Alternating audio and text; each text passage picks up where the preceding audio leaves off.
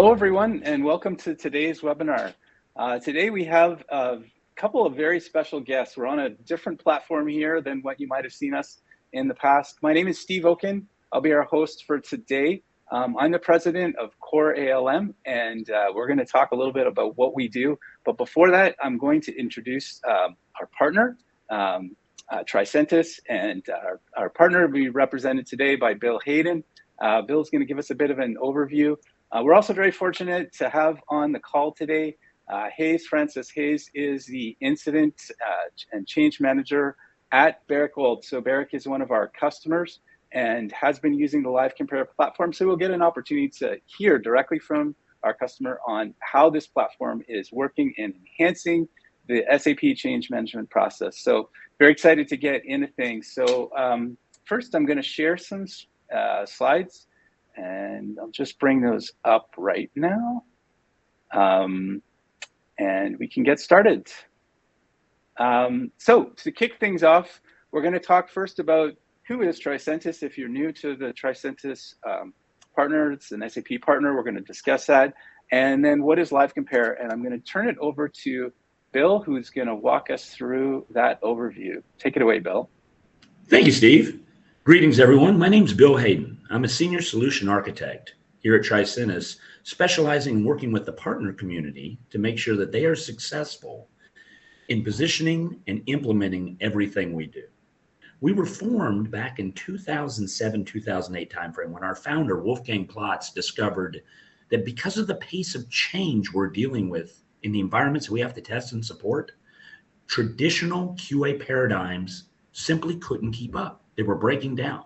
They were becoming the bottleneck that prevented us from accelerating our applications into production with minimal risk. So he wrote a book on the topic where he came up with 3 foundational principles.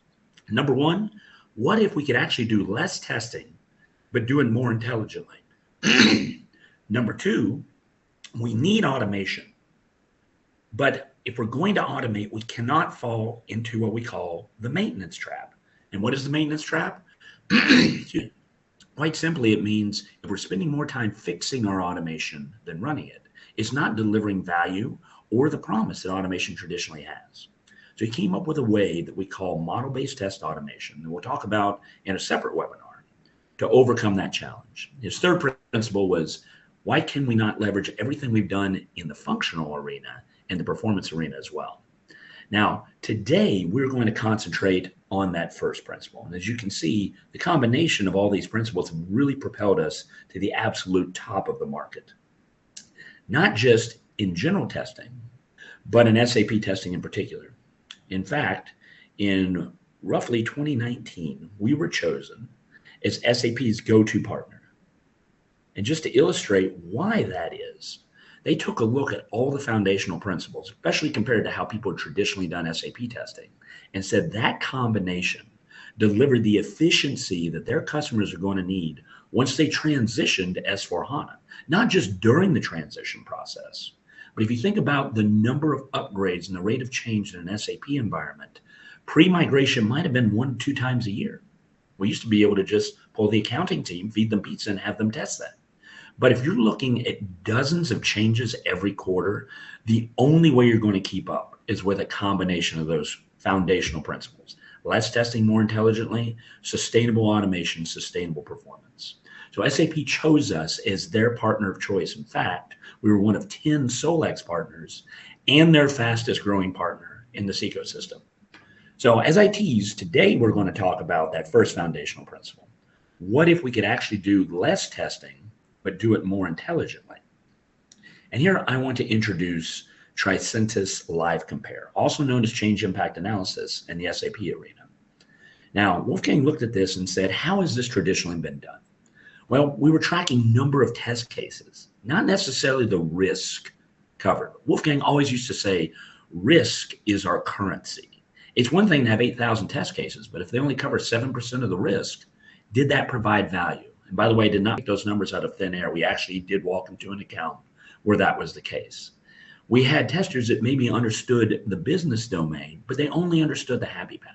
Or if we're implementing new functionality, they may not have completely understood how to test that. And as a result, Between that and the rapid pace of change, defects were slipping into production.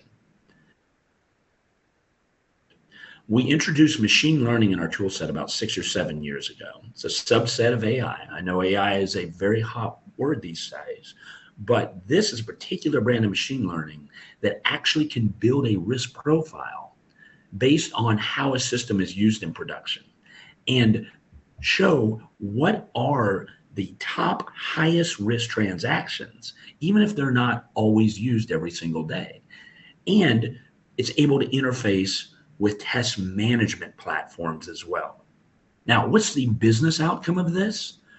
We can achieve very high levels of risk-based test coverage that are sustainable, particularly with our automation platform. Again, we'll talk about that in a future webinar. We get a comprehensive picture of where our risk is. Therefore, risk no longer is a tax on our system, on our business, and it allows us to get things into production with zero defects much faster. And just to paint a hypothetical scenario of what this looks like with LiveCompare. And here you can see on the left-hand side some of the reports that LiveCompare actually generates. It sits in a production system and analyzes all the activity being done on that SAP system to build the risk profile. And it only needs a few days in order to build a comprehensive profile. So it sees what's being done the most, what's highest risk, and even who's doing what the most and how licenses are being used. Now, it's also monitoring the lower environments. So when a change comes into one of those environments, it can immediately detect the impacted objects. Now, there are other tools on the market that can do that if you keep test documentation up to date. This will do it automatically. But it doesn't stop there. It goes 2 more steps. One, it does what we call a depth analysis. And that is literally taking a look at what is the easiest path to get to each of those impacted objects. For a very old school example, if I'm taking an include table and it's impacted by a change, if I go VAO1, maybe I have to go 4 steps down in order to get to it, 4 levels down. But VAO2, maybe I only have to go 2 levels down. And maybe in VAO2, I also encounter several other impacted objects. So it's literally going to prioritize that test higher than the others. So what I get out of that analysis is this bar graph that you see here. The total reduction over doing a full regression can be 70, 80, 90% in savings, less testing more intelligently. And then for that final step of the process, it will look in your test repository and say, I've got great news. 70% of what you need to run in order to test this change, you've already automated or you already have documented manually. In the case of automation, I've gone ahead and run that for you. Here are the results. But that other 30%, I'm going to drop in your backlog. So now your automation team knows what to go work on. So as an automator, I can go look at that and say, well, this is a new business process that I'm not familiar with as a tester. But I see that Janine over in accounting is the top user of this business process in the company. I'm going to go put time on her calendar, sit down with her, understand how she does this process, and build my test accordingly to help plug those gaps. And as we will talk about in future webinars, you'll see that we're doing some pretty interesting things with generative AI in order to help fulfill those gaps as well. So hopefully that gives you an overview of the entire LiveCompare process. Now I want to turn it back over to my colleagues to talk about CoreALM and some of their tremendous successes in this field. Thank you so much, Bill. And thanks for the overview. Yeah, we're really excited about this partnership because we've been in this change management space since our inception, actually, which I'm going to talk about a little bit. And we're very excited with the results we're getting with Tricentis, both on the LiveCompare side, as you mentioned as well, on test automation. We have a webinar next week as well, so don't miss that, where we're going to actually get into the automation component of that because we've done some initial proof of value with Barrick, and we're getting great results from that piece as well. But for today, we're going to focus on LiveCompare, so I'm really excited to get into things. Thanks so much for the overview. This is not just theoretical. We're here today with the customer to talk about how this actually works in practice. But before we go there, I'm going to take a quick step back and just introduce you to CoreALM in case you're new to us. I can walk you through a little bit of our history. CoreALM was started about almost 15 years ago now, when our CEO and founder actually left his position at SAP. At the time, he was the application lifecycle practice lead at SAP. In that space, at the time, SAP only had the solution manager tool, as our application lifecycle management tool. Of course, now they have CoreALM, which is coming out on the scene and is taking a lot of interest. And there's various capabilities that you can get across those. But what's exciting is some of those integration opportunities.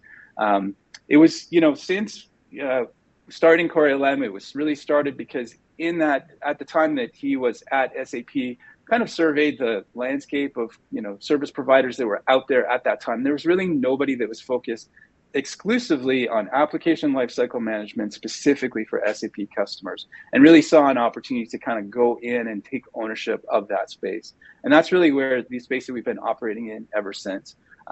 It was about 2018 when we realized that, of course, everybody that runs SAP, it's a very central component or central application within their landscape. But of course, they have other applications that they manage as well. And for those other applications, they use industry-leading tools such as Jira, Azure DevOps, ServiceNow, and really saw an opportunity to build integrations with those other components. That's really was the start of our software development, where we build a lot of plugins that allow us to do some integrations. And some of those we have installed at our customers, including Barrick, where we have integrations that help to sort of just get the best of both worlds, bring that seamless transition between the SAP tools and those industry-leading tools that I mentioned before. In terms of services, we cover all aspects of the application lifecycle management process, whether you're in planning and requirements management or process design using Signavio or CoreALM tools, or using Jira to capture requirements, or Azure DevOps to manage your backlog or your pipeline and your features. Whether you're in build, where you're doing sprint planning or agile project management, whether you're in testing, of course, testing would involve the change management, the change impact analysis part, as well as test orchestration, whether it's manual test orchestration or actual test automation. We can help you there. Release management, we try to provide some automations to reduce the duplication of effort associated with those things, and we can help you with monitoring of your business processes as well. That could be technical monitoring, that could be business process monitoring, and all of the different tools that are available there. We provide some assistance on integrations with those, as well as services with leading tools. The standard delivery platform from SAP, which may include, if you're using SAP and you're using their ALM tools, you may be using CoreALM for some things, you may be using Solution Manager for other things, or maybe you haven't made the transition yet to CoreALM, or you're considering your options. Those tools are very helpful. There are certain things that they'll probably never be fully replaced in other tools like Jira, Azure DevOps, ServiceNow. Even those tools are very helpful. They don't do things like generally manage test automation. So that's where Tricentis really is able to step in and take a leading position there. They also don't do things like actual transport management within SAP. Of course, if you have changes, you need to manage those as transports within the platform. And so what we try to do is to reduce the duplication of effort and minimize the decentralized access and even data inconsistencies that come from having to do entries into multiple different applications. So that's something that we've actually done together with Hayes and the Barrick team, as well as many of our other customers, to try to create a more automated and seamless experience. We have coverage to be able to do those types of integrations, whether you're using CoreALM, whether you're using Solution Manager, or whether you want to directly integrate with the SAP platforms without using those additional tools. So this just gives you a quick overview of the different products that we cover. And that's just to give you a bit of an overview. But today, what I'm excited to talk about is let's just take a look at what a holistic change management process actually looks like. And for that, I'm going to introduce our customer, Hayes Francis. Welcome, Hayes. Thanks for joining us today. Thank you. Thank you very much. Hayes, yeah. I have to give Hayes some credit because Hayes is generally based out of South Africa, but I think today he's actually located in New Zealand, which means that he's very early in the morning today. And so we're very grateful, Hayes, for you to make that personal sacrifice for us. I'm sure you have other meetings going on as well, because I know you keep quite busy over there. But thanks again for joining us today. Thank you. So just if you don't know about Barrick, Barrick is a leading portfolio company tier 1 gold and copper assets that's unmatched within the industry. And they operate out of 4 different continents and 18 countries. I think most of our calls, we have many of those countries represented on those calls. So definitely a very diverse team and a very sophisticated operation, because for each of those mining assets that they have different SAP installations where the change process has to be very tightly managed in order to make sure that there's no disruption. Let's take a quick look at what an end-to-end change process really does. So this is kind of where the rubber hits the road. And many of these components have actually been implemented. I think Barrick is a good example, and kind of why we chose to have them here with us today is because they've really embraced all aspects of this holistic change management process from end to end. So of course, change really starts when you look at what are the actual requirements themselves for the change. And that could be you have a change in requirements, you have a new requirement or a change request that needs to be updated, or you could be in a project mode where you're doing a new implementation, in which case you're keeping track of a very large list of business processes and capabilities that need to be implemented as part of that new implementation. And all of that should be traceable all the way to your test cases. And so, you know, the Tricentis tool set does help very much with providing that traceability so that you can link requirements through to your test cases. I like to think of test cases as the contract between the implementation group and the business as to what they're going to get. So the business should be looking at those test cases as proof that they're going to get what they need to out of the resulting change. And that proof should be actually dealt with by looking at those test results. And that's exactly what those testing, that testing is there for. Of course, you also have the ability to optimize, as Bill mentioned earlier. You don't want to run every single test case for every single change. That's just going to be a waste of effort. But you want to make sure that you are covering your risk and you're testing those changes for those requirements that are impacted by the change itself. And so that's where LiveCompare comes in, or sometimes it's called change impact analysis, as was mentioned. That tool is a tool that you can install as a standalone tool, but you can also embed it as part of that end-to-end process, and we'll talk about some of those integrations. What that does is it basically, as Bill mentioned, it takes a look at the changes. So you actually have transports or change documents that are sitting in CoreALM, transports that are sitting in your SAP platform. It will actually analyze those changes, and it'll look to see these are the business functions that are going to be affected.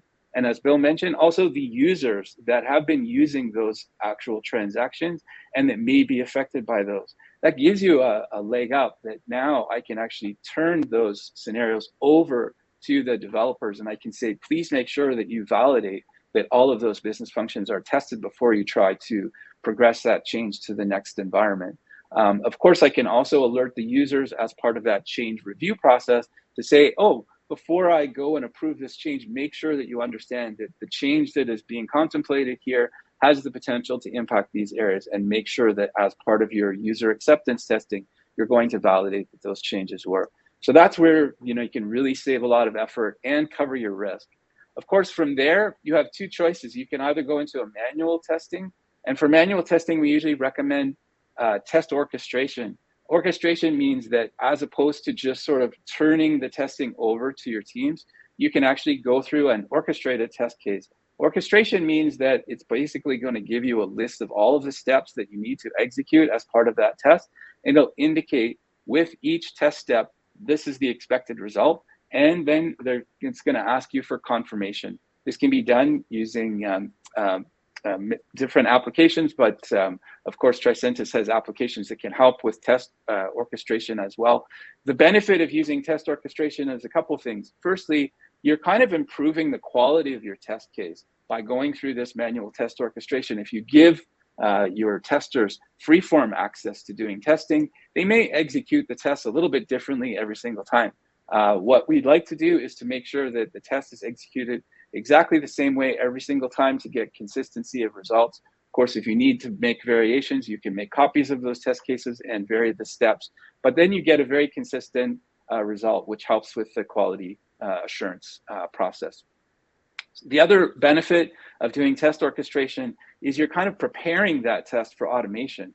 before you go to automate a step, you have to be very, very crisp and clear about each step that happens in the process. We've seen some test cases where the test case itself says, run the process. And of course, that's really great if you're knowledgeable about how that business process works. But if you're not, then obviously the results are going to vary quite dramatically. When it comes to test automation, you have to be very, very crisp and clear about every single step that's in the process. Make sure that the data is prepared to execute those steps. And so by doing manual test execution, you can validate that the test case itself is very clear. Then, of course, there's automated testing, which you can use Tricentis Tosca to automate those test cases. That's going to give you a much faster result. I don't want to steal the thunder for next week, but you can see massive improvements in speed and also just the reduced effort associated with having those manual testers have to coordinate, come together, and basically run those test cases, because oftentimes you have many different test users from different disciplines that have to execute those test cases.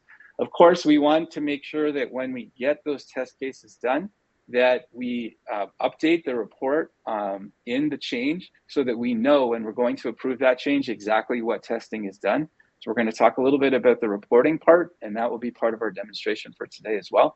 And then we also want to make sure that it's visible to the change managers who are making the decision. So Hayes can talk about his experience there from a test execution perspective.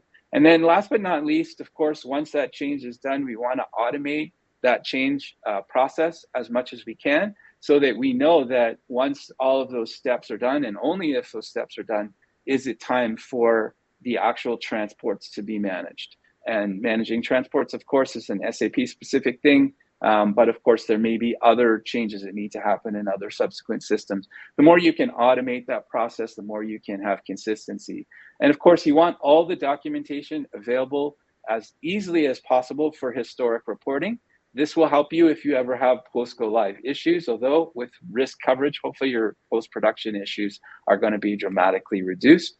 As well, your auditors will have one place where they can go to access all of those documents. So this really covers the process from end to end. I think Barrick is really a poster child for this process. They have embraced all of these steps and have worked with us to continuously improve and automate their process from end to end. So with that, I'm going to introduce again Hayes. And Hayes, I'll switch slides here, but feel free to just talk about your experience with the platform and how you approached this, and really what problems were you trying to solve, and then what kind of results were you able to achieve?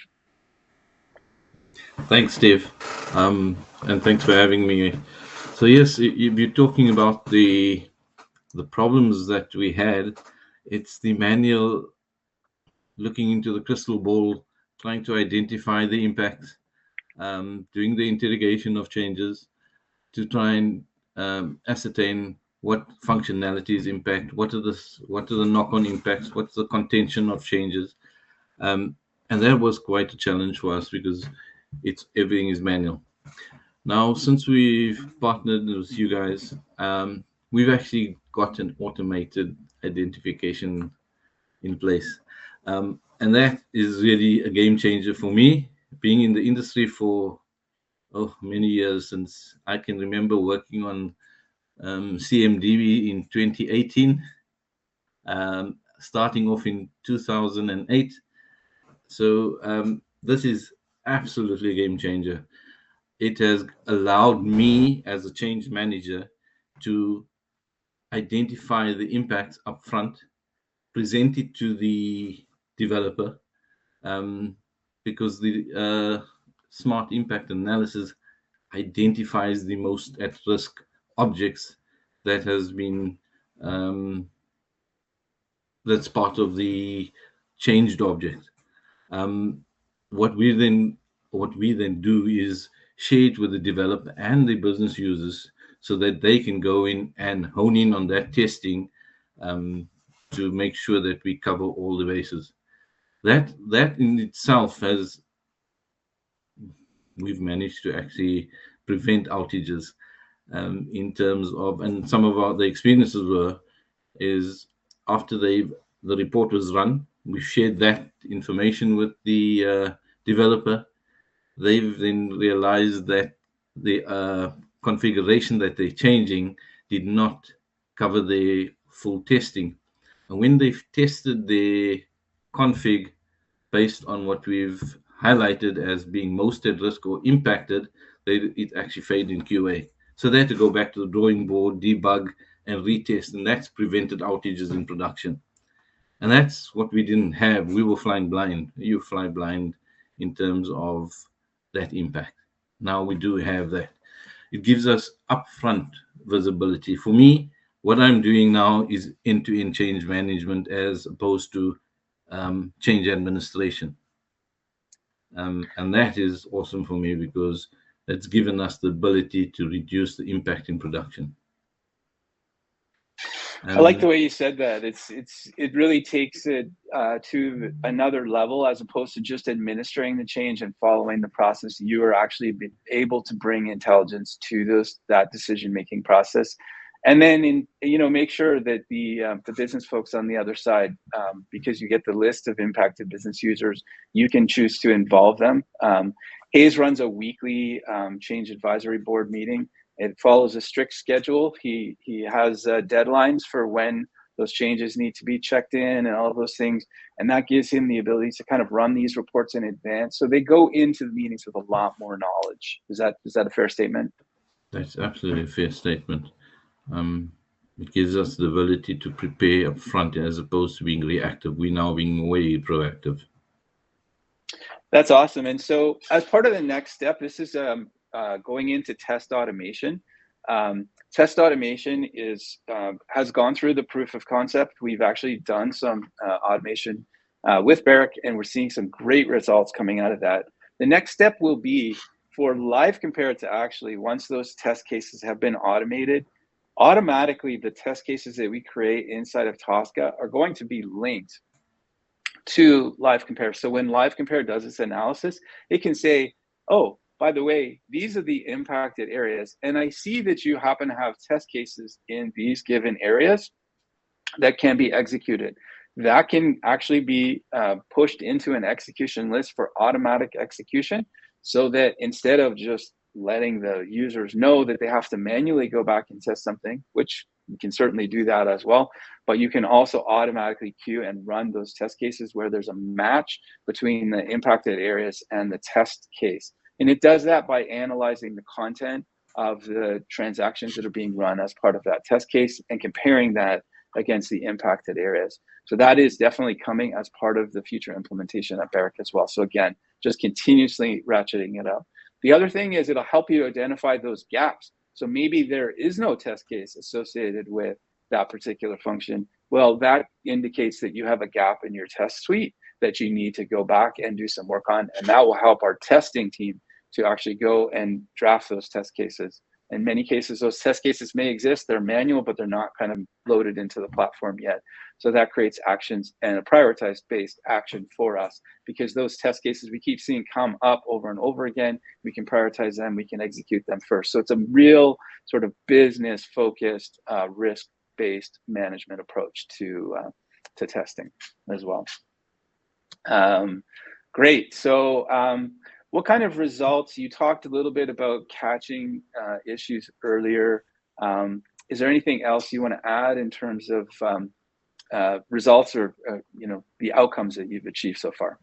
So I must say, in terms of the impact analysis report that gets run and produced, the developers have found that to be absolutely useful, and it prompts thinking. It prompts them to look deeper into their testing, look at deeper in terms of the code that they've changed and the objects that have been changed and impacted. So they start looking and they can hone in on, instead of testing this huge test case scenario, they can hone in and focus in on what's been identified, and that reduces a lot of time for them as well. So that's quite a good benefit for our developers. Yeah, it's fantastic. Awesome. Well, of course, we're going to continue to build this out. We started with a crawl, walk, run approach for Barrick.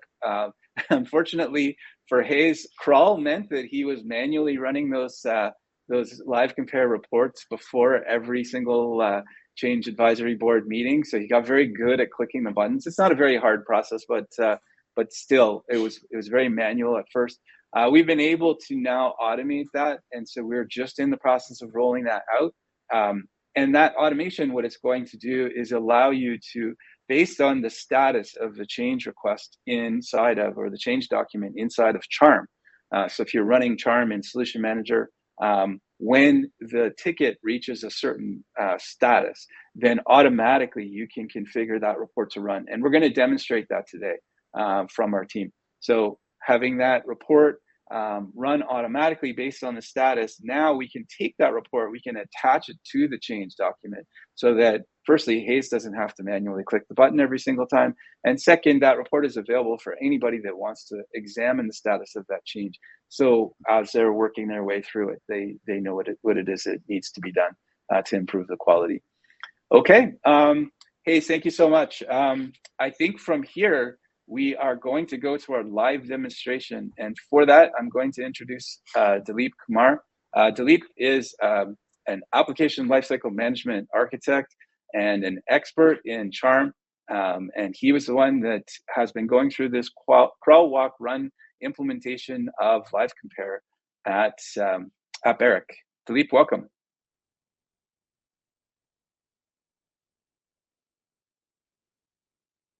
Dilip, are you there?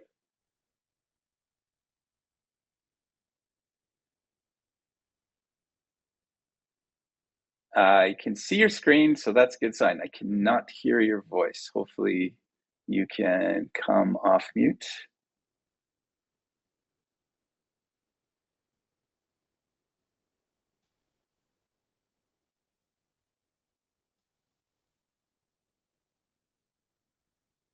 Okay, looks like Dilip is going to just rejoin. Apologies for the technical difficulties. Just give us a minute and he'll be back. Hello, Dilip. Hey, Steve, sorry. Can you hear me now? Yes, we can. All good. Right. Apologies for that. Okay, so I would like to walk you through what, or pick up from where Steve has left us.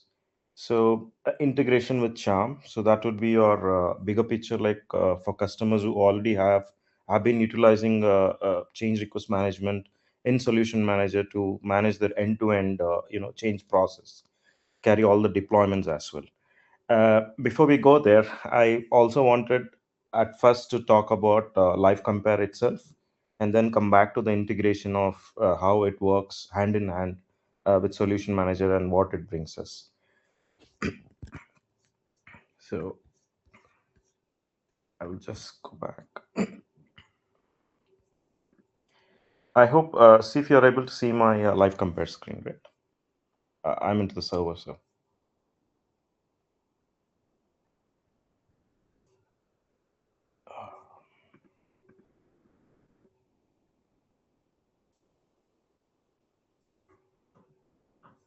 Right now we're seeing the Charm screen. Okay, there we go. Right. So I'm into our internal LiveCompare system. So before I get started with the software itself, I would just like to put something. So it's not that tough to get this installed. I mean, it's pretty quick to set this up.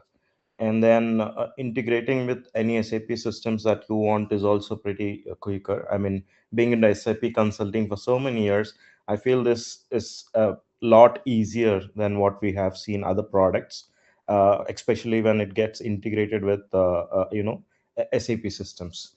And the other good thing with LiveCompare is, I mean, you don't have to start from scratch. You do have predefined templates that is being delivered.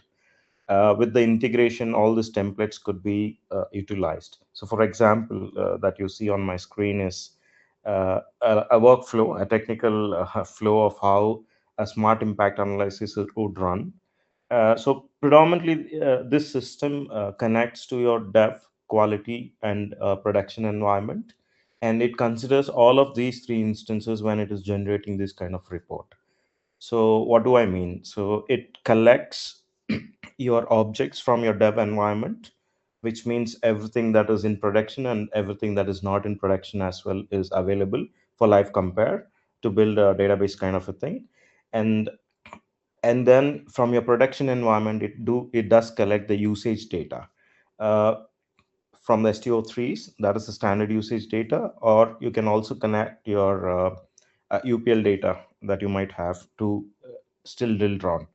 And then when this analysis is run for any change, it considers both of this, and then that's where it identifies the maximum risk or minimum risking objects, which might not be part of that change, but then it could be part of an object that you have changed, excuse me, you have changed, but which is being referenced elsewhere.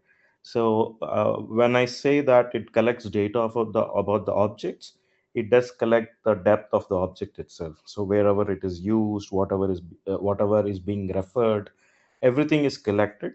So that's where we get this output of a particular object you might have changed, but that would be impacting elsewhere. So that's where the test cases and all those things comes out. um, so after we run this, we do get a report that's similar to this. You get a dashboard where you'll see the analysis data, what systems have been analyzed, and the pipelines and the time frame of your performance history for this particular analysis that is used. And then under used, impact, and most risk, you would also see how much of the object is being used in your production, and then out of that, what is standard and what is custom. That bifurcation was also happening. And then you could also see the most risk and test coverage. So the most risk is you have uh, uh, so here in this report you have two objects which is at most risk, which requires to be tested. And then since we don't have Tosco for this demo, so you don't see the test coverage. So as Steve mentioned earlier, when a test case Tosco is integrated, you would also see, okay, I found two most at risk objects, but then I also have test coverage for the objects where you could also go ahead and do an automated testing. And then when you see the object change summary, so this is like how many objects have been changed within your transport request. So that is also analyzed, and the type of the object is also coming out. And then the most at risk is further broken down to give you what type of object is at risk. So here it's mostly a program and a Fiori component that is marked as risk. Otherwise, if anything else is there, that would also come out. So this is kind of an overview dashboard that we get. Of course, we also get a detailed report on bottom. So I'll just show you the detailed report as well.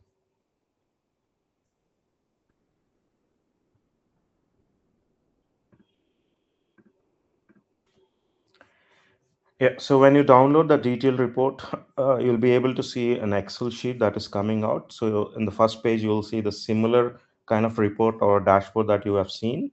And then, but it also gives you some more details. So it gives you what are the top 5 applications area the analysis has happened, where it has analyzed the objects that is also part of your transport and which has been compared. And then you also see all optimal test cases, whether you have something already in your Tosco or a test repository that has been referenced. Obviously, we don't have it here, so we don't see it. And then when you go to the home tab, so in this report, you would also see what are the applications areas that is available in your system, and there is not impacted on those criteria are distributed automatically based on the analysis that the system or the live compare has done for us. So for example, you could see there are a lot of objects that has been analyzed which have no impact, and then there is also impact that's zero, but then there are two objects that have been identified as most at risk. So obviously when it comes to none, because it would be a custom program that has come, and we could always click on that and navigate to that particular thing, or we can just go to the app area to see what are the further breakdown of those objects, what has been marked. So here at the risk, you will have high, medium, and low kind of a thing. And as I said, these are the custom ones. That's for our internal things. So you could see that has been compared, and you could also see how many users are using this. So there is a user column here. You could also see there are 18 users that are using these objects, which means our testing should cover them as well. And then the usage of this particular object is very high, which means if it is not tested and sent, it would impact multiple areas of your application and multiple users who are accessing that as well.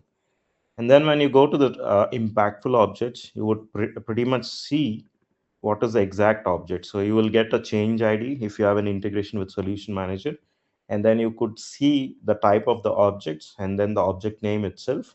And then what is the impacting object. So we have a business object which needs to be tested. And then we have a Fury app that also needs to be tested as part of this particular change. And then if you have a webbed in pros, it would also appear here. And then the interesting part is the impacted users. So you could see this Fury app that we have. This is being used by these many users, and these are the count, the number of times that they have used in this period of data, whatever we have. So which is very interesting, because this will help us to analyze and understand what is this impact of a particular changing object on the users and how frequently this is being used, so that we can strengthen up the uh, testing area of it. And then obviously the test hits and gaps, since we don't have.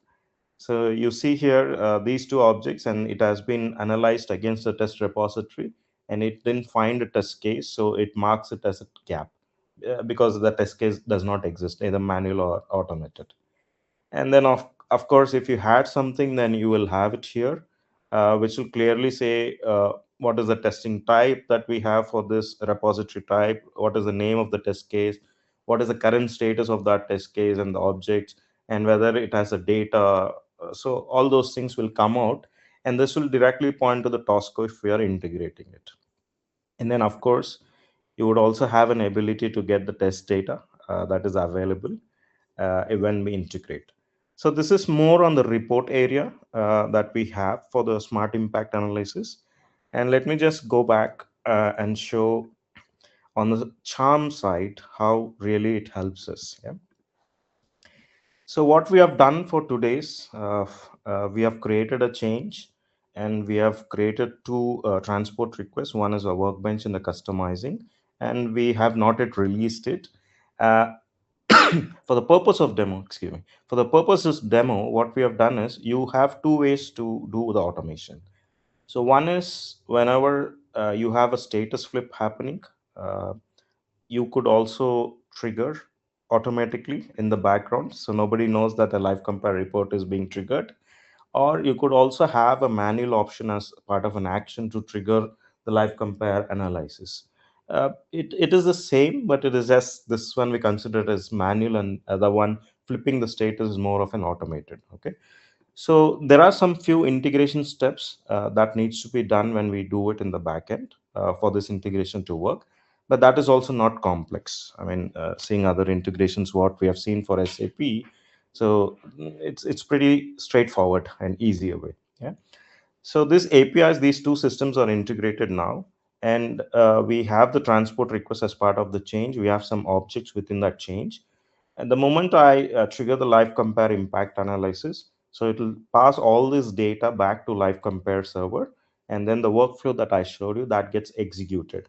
So post the completion of that execution, uh, the good part what we like is you get back the results into this particular change itself.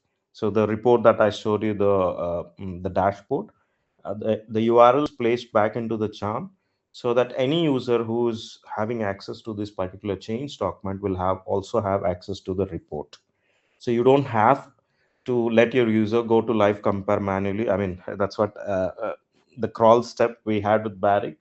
They are doing currently is manually go into the Haynes has taken that route. I mean, to start with. So we basically go manually back to the live compare. We initiate the workflow with all the transport requests that might be part of a release on a particular day. Uh, That is one way of doing it, a complete manual work. But then the other way is what we are trying to do now is completely automated. So whenever a status is flipped within a change, we don't have to worry about live compare initiation.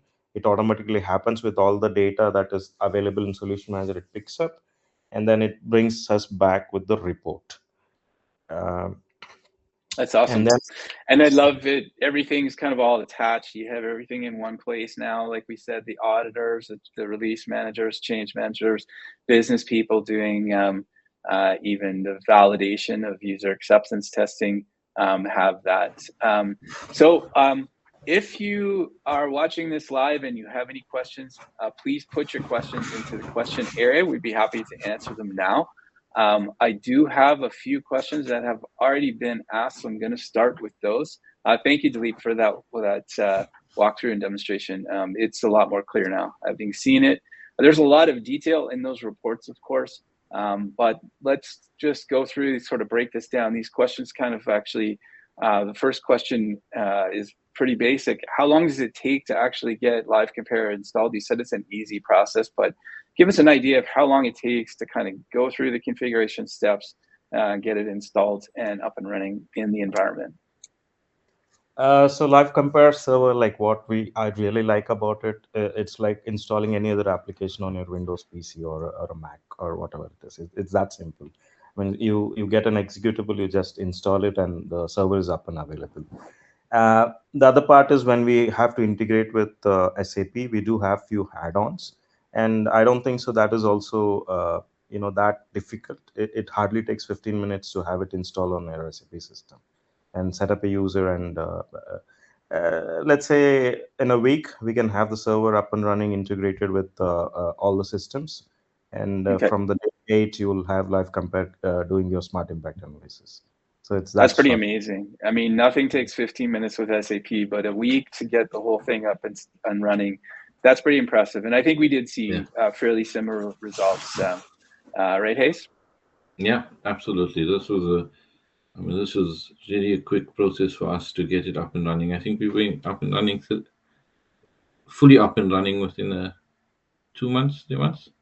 Mm-hmm. Yeah. And so maybe the next question sort of alludes to that, actually. The question is, how much time does it actually take to run LiveCompare as part of the regular change process? And then how much, I'll add my component to that, which is like, how much of an adjustment was this for the Barrick team to sort of absorb this into the process? So I think because we were doing everything manually, the adoption was quite quick.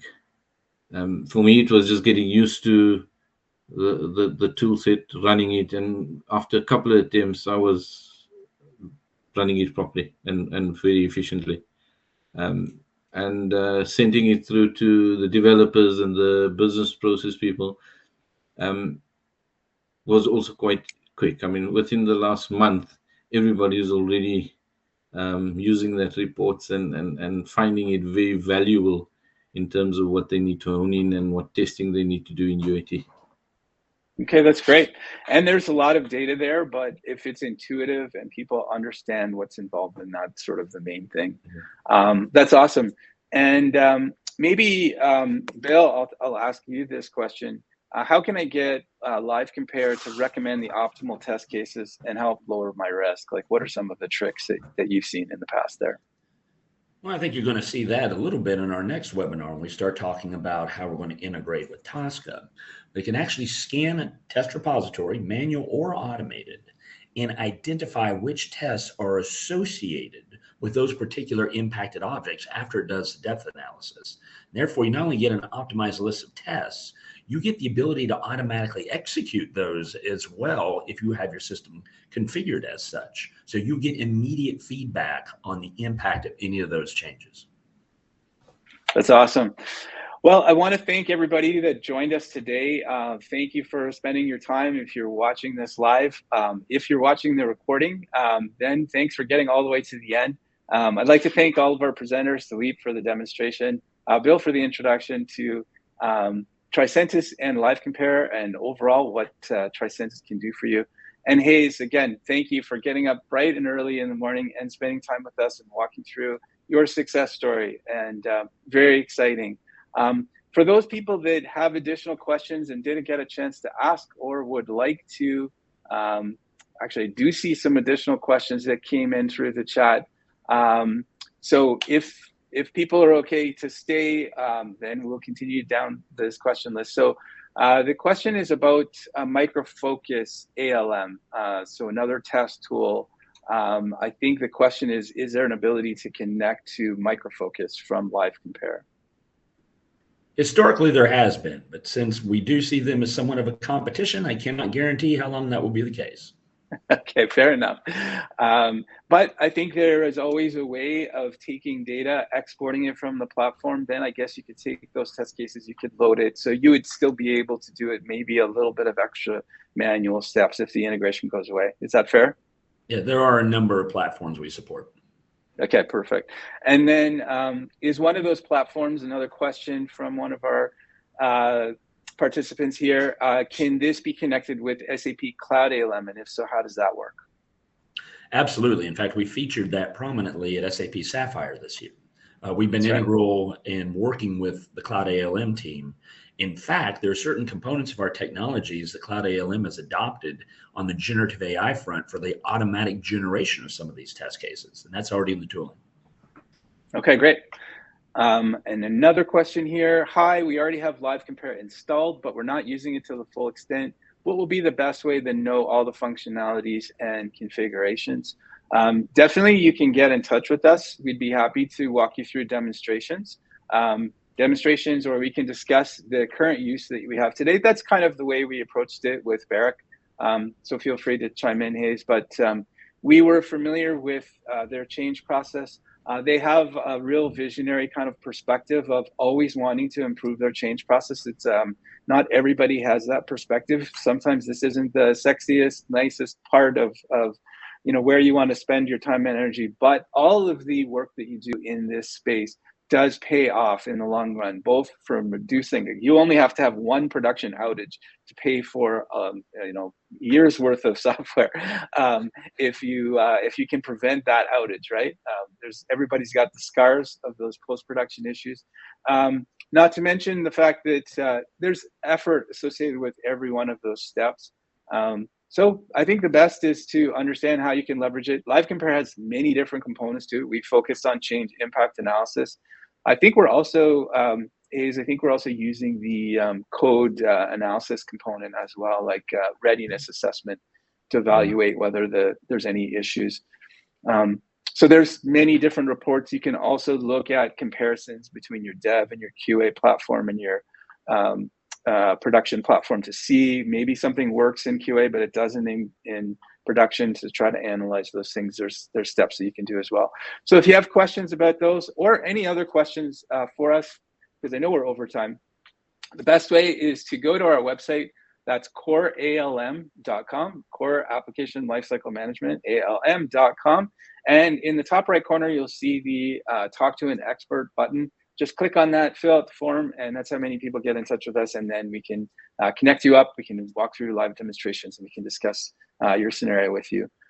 Again, thanks for joining us. Thank you for participating to my guests here today. And hope all of you have a great rest of your day.